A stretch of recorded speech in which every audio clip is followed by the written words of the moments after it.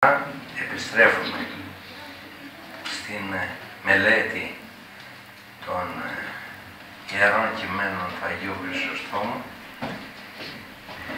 και τώρα φτάσαμε εδώ σε ένα σημείο που είναι και επίκαιρο λόγω της συζητήσεως που έγινε με αφορμή την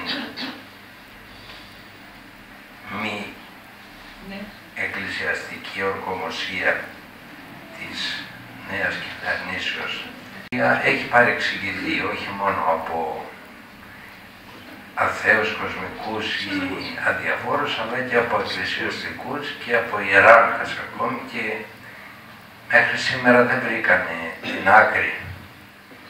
Ξεκαθαρίζει ο Άγιος ότι το αποδώσεις κυρίως τους όρκους σου σημαίνει να λες αλήθεια όταν ορκίζεσαι. Σαφώς λοιπόν η επιορκία στιγματίζεται εδώ και ο Άγιος Νεκτάριος γι' αυτό στην κατήχησή του.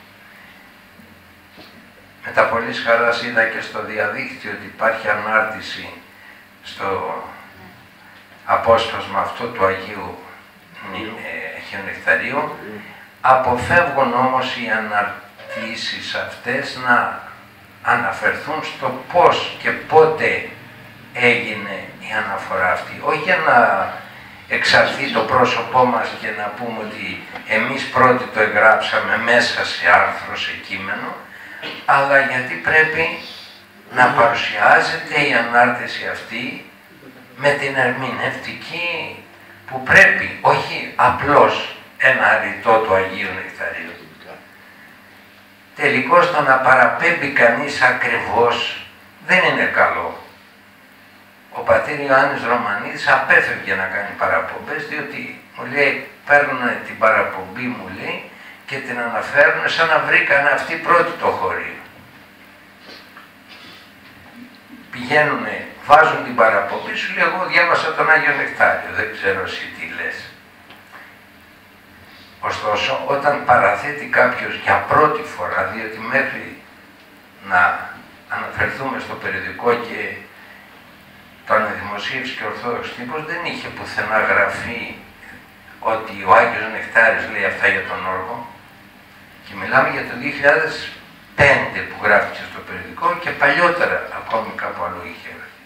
Εν πάση περιπτώσει, αυτό είναι μια δεοντολογική παρατήρηση που δείχνει όμως και πώς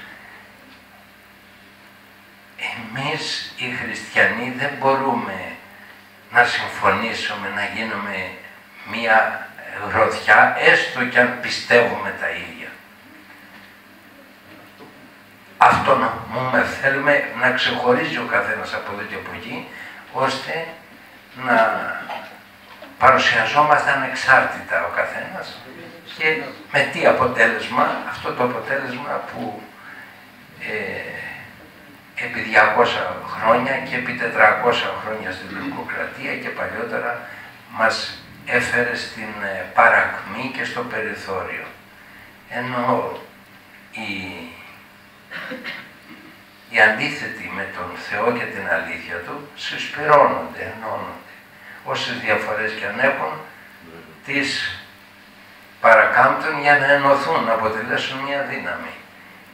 Εμείς οι χριστιανοί πάντοτε είμαστε κατακαιρματισμένοι. Και αυτό είναι ένα δείγμα, ή μάλλον μια απόδειξη του ότι δεν είμαστε σωστοί χριστιανοί.